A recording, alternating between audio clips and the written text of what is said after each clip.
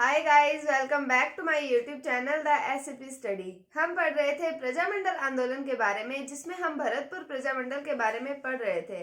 आज मैं कोशिश करूंगी कि आपको ये टॉपिक कंप्लीट करवा दूं। तो अब हम पढ़ते हैं भरतपुर प्रजामंडल के बारे में। चलिए शुरू करते हैं।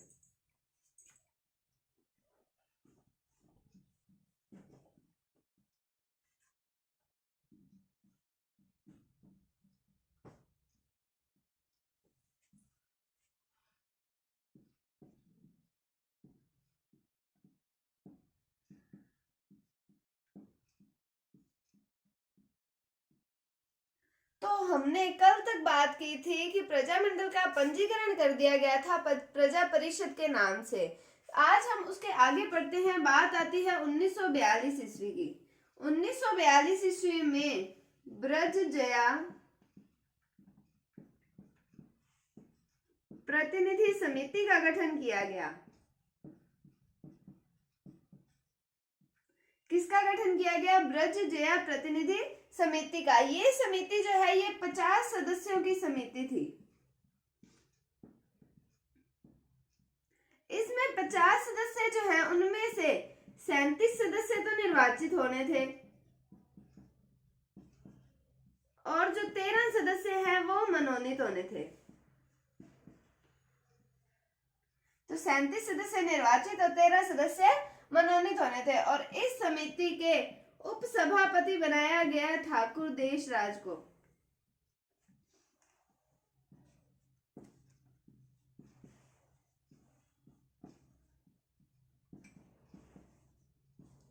तो हमने बात की 1942 ईस्वी की ब्रज जया प्रतिनिधि समिति के बारे में बात की कि 50 सदस्यों की समिति थी और इसमें 37 निर्वाचित होने थे और 13 सदस्य मनोनीत होने थे और इसमें उपसभापति बनाया गया था ठाकुर देशराज को। उसके बाद में हम बात करते हैं 3 अक्टूबर 1947 ईस्वी को लक्ष्मण मंदिर पर एक सभा का आयोजन किया गया था, जिसमें 11 सदस्यों की संविधान निर्मात्री या संविधान निर्माण समिति का गठन करने की घोषणा की गई थी, जिसमें 4 जनप्रतिनिधियों को लोकप्रिय मंडल में शामिल करना था। वो 4 जनप्रतिनिधि भी हम पढ़ेंगे। तो पहले हम बात करते हैं 3 अक्टूबर 1947 ईस्वी को लक्ष्मण मंदिर, ये भरतपुर में ही है। उस समय भरतपुर रियासत का ही हिस्सा था। लक्ष्मण मंदिर जो है, लक्ष्मण मंदिर पर सभा का आयोजन हुआ और इसमें 11 सदस्यों की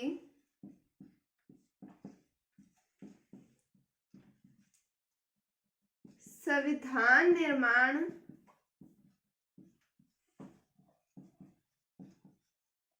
समिति के गठन की घोषणा की गई।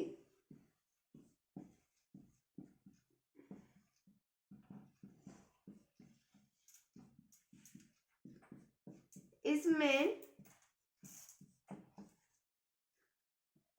4 जनप्रतिनिधियों को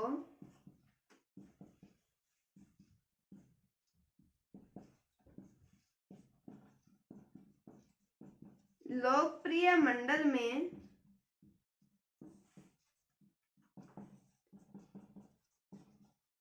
शामिल किया गया। अब वो 4 जनप्रतिनिधि कौन से हैं वो देख लेते हैं। तो पहले आते हैं मास्टर आदित्येंद्र, दूसरे आते हैं गोपीलाल यादव, तीसरे आते हैं ठाकुर देशराज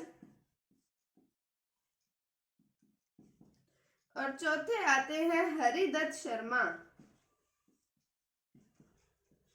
तो हमने बात की 3 अक्टूबर 1947 ईस्वी को लक्ष्मण मंदिर पर एक सभा का आयोजन किया गया, जिसमें 11 सदस्यों की संविधान निर्माण की समिति बनाने की घोषणा की गई। उसमें से जो 4 जनप्रतिनिधि हैं कौन कौन से हैं? मास्टर आदित्येंद्र, गोपीलाल यादव, ठाकुर देशराज और हरिदत्त शर्मा। इनको लोकप्रिय मंडल में शामिल करने की बात कही गई थी।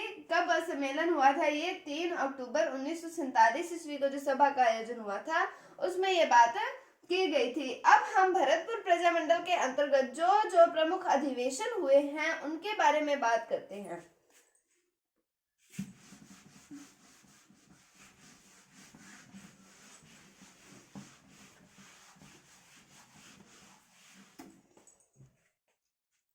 हम बात करते हैं प्रमुख अधिवेशन की।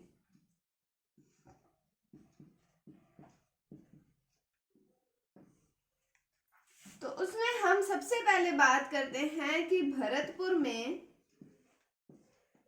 30 दिसंबर 1940 से 1 जनवरी 1941 तक जयनारायण व्यास, ये हमने मारवाड़ प्रजामंडल के अंदर पढ़े थे जयनारायण व्यास, लेकिन वो इस प्रजामंडल में भी अपनी भूमिका अदा करते हैं कि भरतपुर के अंदर जयनारायण व्यास की अध्यक्षता में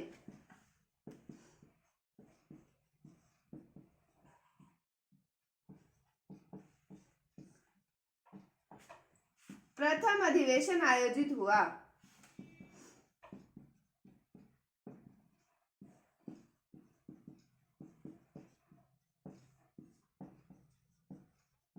जिसमें उत्तरदायी शासन की मांग की गई।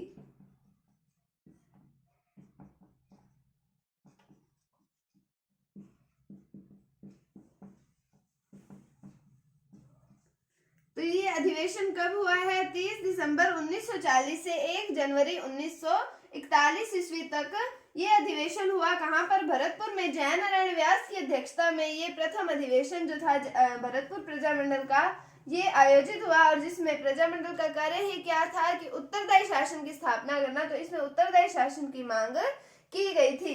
अब हम बात करें 28 से 30 सितंबर 1941 ईस्वी की। यहाँ पर एक विशेष अधिवेशन हुआ था जिसमें हीरालाल शास्त्री ने भाग लिया था। तो 28 से 30 सितंबर 1941 को विशेष अधिवेशन हुआ था और इसमें हीरालाल शास्त्री ने भाग लिया।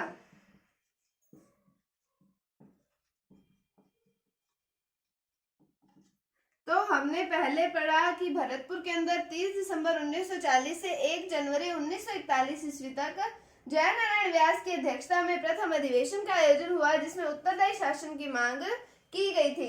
फिर हम बात करते हैं कि 28 से 30 सितंबर 1941 ईस्वी को विशेष अधिवेशन हुआ जिसमें हीरालाल शास्त्री ने भाग लिया था। उसके बाद में हम अब दूसरे प्रजामंडल के दूसरे अधिवेशन की बात करते हैं। पहला अधिवेशन हुआ भरतपुर में, दूसरा अधिवेशन होगा बयाना में और तीसरा अधिवेशन होगा कामा में। तो ये तीनों जो स्थान है वो किस प्रजामंडल से संबंधित है, ये पूछा जा सकता है एग्जाम्स में। तो ये भरतपुर प्रजामंडल से संबंधित हैं। अब हम बात करते हैं बयाना में जो दूसरा सम्मेलन हुआ था उसकी। तो बयाना में 23-24 मई 1945 ईस्वी को द्वितीय अधिवेशन हुआ था।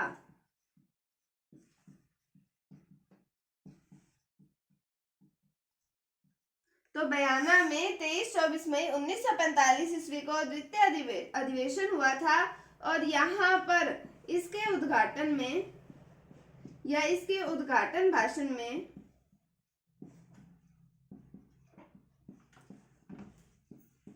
व्यास जी ने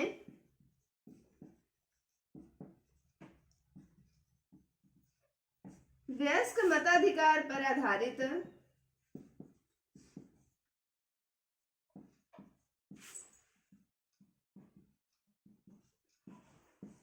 उत्तरदायी शासन की मांग की।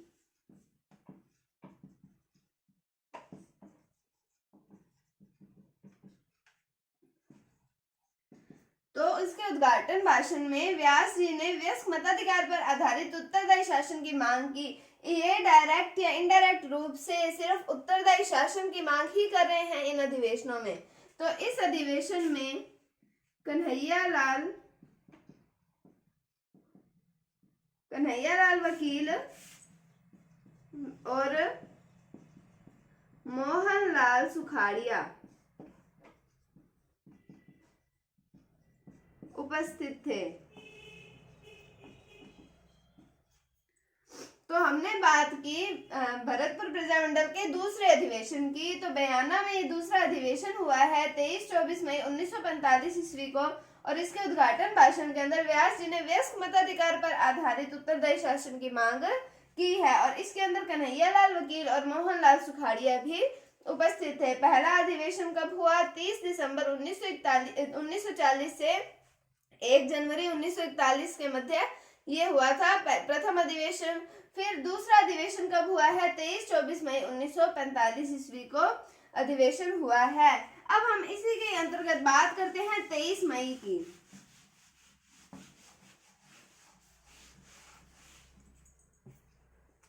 तो 23 मई को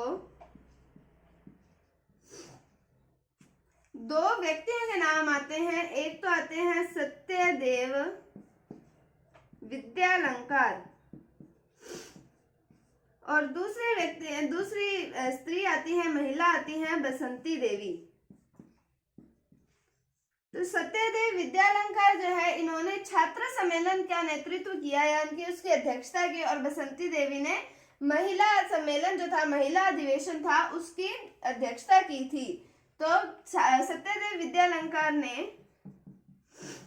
छात्र सम्मेलन और बसंती देवी ने महिला सम्मेलन इसकी अध्यक्षता की थी। तो हमें इनके नाम पता होने चाहिए। सत्यदेव विद्यालंकार ने छात्र सम्मेलन और बसंती देवी ने महिला सम्मेलन की जो थी वो अध्यक्षता की थी। कब की थी? 23 मई को की थी। उसके बाद में हम बात करते हैं तीसरे अधिवेशन की। वो होता है कामा में। कामा में होता है तीसरा अधिवेशन। कब होता है? ये होता है 17 से 18 दिसंबर 1946 ईस्वी को। 17 से 18 दिसंबर 1946 ईस्वी को तीसरा अधिवेशन होता है कामा में। और इस अधिवेशन के अंदर पट्टाभी सीतारमैया,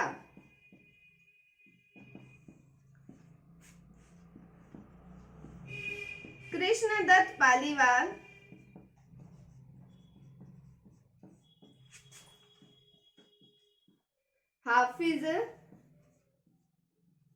हाफिज उर रहमान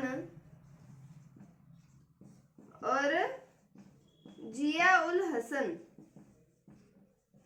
ने भाग लिया। तो हमने बात की तीसरे अधिवेशन की। कब हुआ? 17 से 18 दिसंबर 1946 ईस्वी को तीसरा अधिवेशन हुआ था। उसमें पट्टाभी सीतारमैया, कृष्णदत्त पालीवाल और हाफिज उर रहमान और जिया उल हसन ने भाग लिया था। पहला अधिवेशन भरतपुर में 30 दिसंबर 1940 से 1 जनवरी 1941 ईस्वी को हुआ था। फिर हमने बात की दूसरे अधिवेशन की, जो 23-24 मई 1945 ईस्वी को हुआ था बयाना में। फिर तीसरा अधिवेशन कामा में हुआ था 17 से 18 दिसंबर 1946 को। अब हम बात करते हैं प्रमुख राजनीतिक सम्मेलनों की। पहले हमने बात की प्रमुख अधिवेशन की, अब हम बात करते हैं प्रमुख राजनीतिक सम्मेलन की।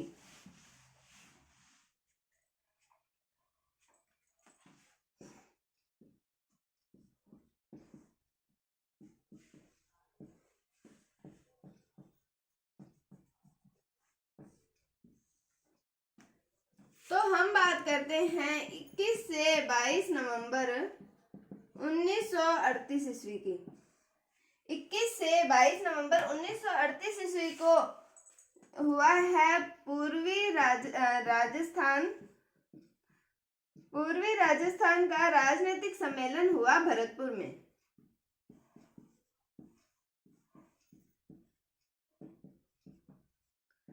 ये हुआ था, सॉरी, भरतपुर में नहीं हुआ था, ये हुआ था फतेहपुर सीकरी में। हुआ भरतपुर प्रजामंडल के अंतर्गत ही था, पर हुआ था फतेहपुर सीकरी में। और इसकी अध्यक्षता की गई थी MN रॉय के द्वारा, मानवेंद्र नाथ रॉय के द्वारा।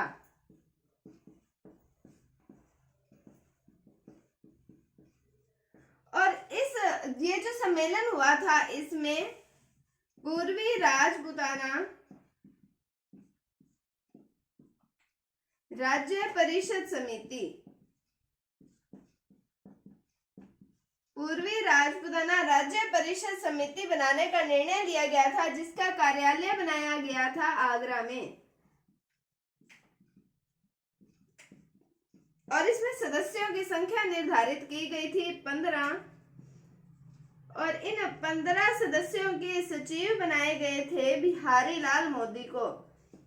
इनके सचिव बनाए गए थे बिहारी लाल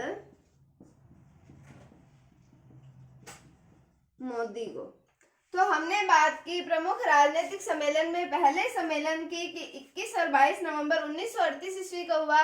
पूर्वी राजस्थान का राजनीतिक सम्मेलन आयोजित किया गया था फतेहपुर सीकरी में। अध्यक्षता की गई एम.एन. रॉय के द्वारा और पूर्वी राजपुताना राज्य परिषद समिति बनाने का निर्णय लिया गया, जिसका कार्यालय आगरा में बनाया गया और सदस्य संख्या 15 निर्धारित की गई और इन 15 सदस्यीय समिति का सचिव बनाया गया किसको? बिहारी लाल मोदी को।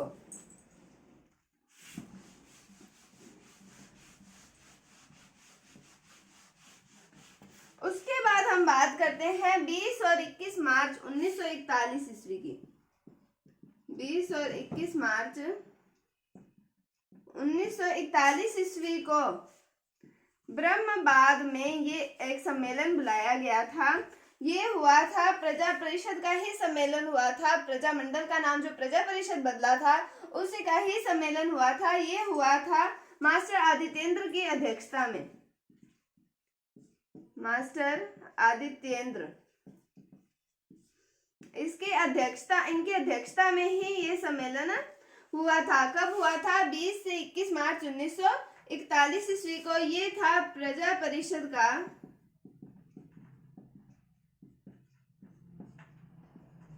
प्रथम राजनीतिक सम्मेलन।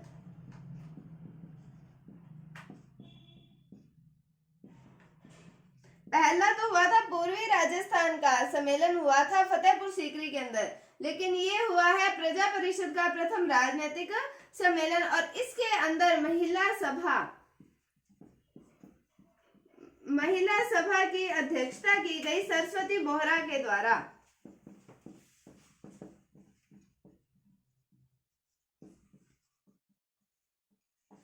सरस्वती बोहरा के द्वारा महिला सभा की अध्यक्षता की गई थी। हमने बात की 20 से 21 मार्च 1941 ईस्वी को ब्रह्मबाद में किसकी अध्यक्षता में? मास्टर आदित्येंद्र की अध्यक्षता में प्रजा परिषद का प्रथम राजनीतिक सम्मेलन हुआ था और महिला सभा की अध्यक्षता उसमें की गई थी सरस्वती बोहरा के द्वारा। उसके बाद हम बात करते हैं ये जो आता है अब दूसरा सम्मेलन आएगा प्रजा परिषद का, उसकी।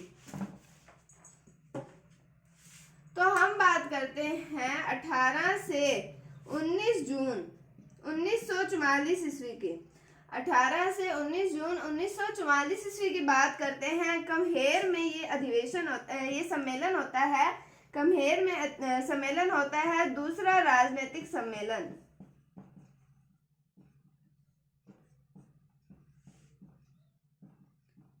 दूसरा राजनीतिक सम्मेलन होता है कमहेर में। कब होता है? 18 से 19 जून 1944 ईस्वी को। किसका सम्मेलन होता है? ये भरतपुर प्रजा परिषद का ही सम्मेलन होता है। इसके अंदर नेतृत्व किया गया था विद्या विराट शास्त्री के द्वारा और इसमें मास्टर भोलेनाथ ने खादी प्रदर्शनी का उद्घाटन किया।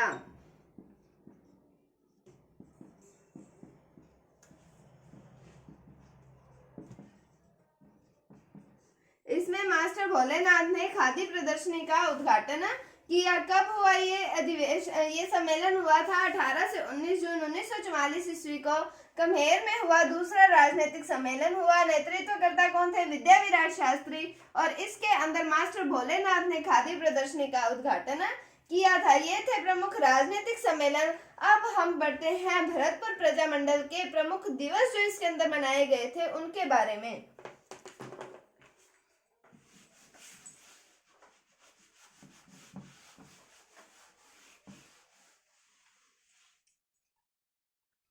अब हम बात करते हैं प्रमुख दिवस की।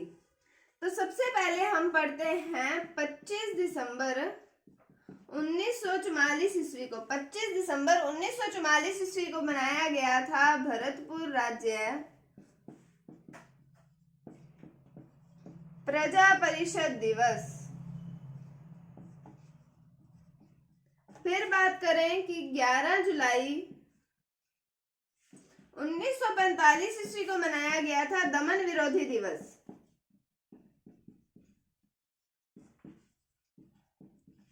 फिर हम बात करें कि 16 से 17 अगस्त 1945 ईस्वी को भरतपुर महाराजा के नेतृत्व में जापान पर विजय उत्सव मनाया गया था। ये द्वितीय विश्व युद्ध के पश्चात मनाया गया था कि 16 और 17 अगस्त को भरतपुर महाराजा के नेतृत्व में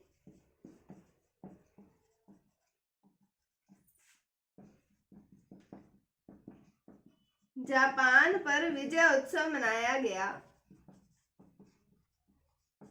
तो हमने बात की 25 दिसंबर 1944 ईस्वी को भरतपुर राज्य प्रजा परिषद दिवस मनाया गया। फिर हमने पढ़ा कि 11 जुलाई 1945 ईस्वी को दमन विरोधी दिवस मनाया गया और 16 और 17 अगस्त 1945 ईस्वी को भरतपुर महाराजा के नेतृत्व में जापान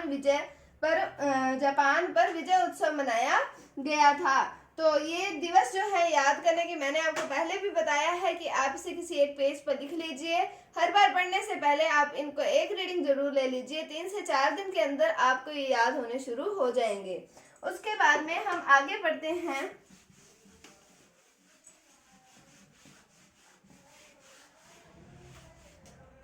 तो हम बात करते हैं 28 अक्टूबर 1945 ईस्वी को। 28 अक्टूबर 1945 ईस्वी को बसंत लाल वर्मा के नेतृत्व में लक्ष्मण मंदिर के पास इंडोनेशिया दिवस मनाया गया। फिर हम बात करें कि 9 अगस्त 1945 ईस्वी को मुक्ति दिवस मनाया गया। ये सारे दिवस जो है ये भरतपुर प्रजामंडल के अंतर्गत ही बनाए गए थे। तो आगे बात करते हैं 9 नवंबर 1945 ईस्वी को राज बहादुर दिवस मनाया गया। और फिर हम बात करें कि 28 जनवरी 1947 ईस्वी को राजस्थान की सभी रियासतों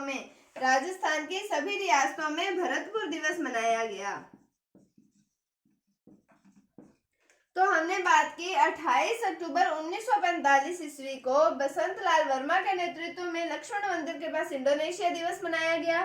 फिर 9 अगस्त 1945 ईस्वी को मुक्ति दिवस मनाया गया। 9 नवंबर 1945 ईस्वी को राज बहादुर दिवस और 28 जनवरी 1947 ईस्वी को राजस्थान की सभी रियासतों में भरतपुर दिवस मनाया गया। उसके बाद में एक लास्ट दिवस और आता है बेगार विरोधी दिवस। ये मनाया गया था 5 फरवरी 1947 ईस्वी को। तो 5 फरवरी 1947 ईस्वी को बेगार विरोधी दिवस मनाया गया।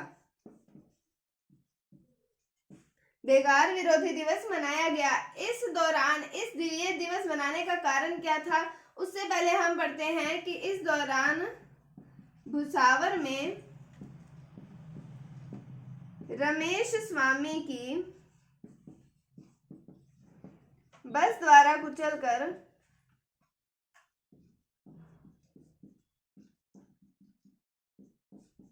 हत्या कर दी गई। अब हम बात करते हैं कि भरतपुर के अंदर किशन सिंह के बाद शासक किसको बनाया गया था, बृजेंद्र सिंह को। तो बृजेंद्र सिंह जो है इनका बर्थडे आता है जनवरी के अंदर। तो जनवरी में बृजेंद्र सिंह का बर्थडे था, उसमें इन्होंने इनवाइट किया था 2 व्यक्तियों को। और भी व्यक्ति थे जो मेन इस जो दिवस मनाने के पीछे जो व्यक्ति आते हैं उनकी बात करें तो लॉर्ड वेबल और दूसरे आते हैं शार्दुल सिंह। ये बीकानेर के शासक आते हैं शार्दुल सिंह। तो इन्होंने इनवाइट किया अपने बर्थडे पार्टी में। तो ये कुछ समय रुके, इनका मन किया शिकार करने का। तो शिकार करने के कारण और शिकार करने के लिए इन्हें वहां पर हर चीज हर वस्तु उपलब्ध करवाने, इन्हें पानी खाना, इनके रहने की व्यवस्था करने, इनकी सेवा करने की व्यवस्था तो इसलिए जो बृजेंद्र सिंह है उन्होंने यहाँ से ये जो भुसावर है या फिर हम कह सकते हैं भरतपुर रियासत के गांवों से ही लोगों को उठाना शुरू कर दिया।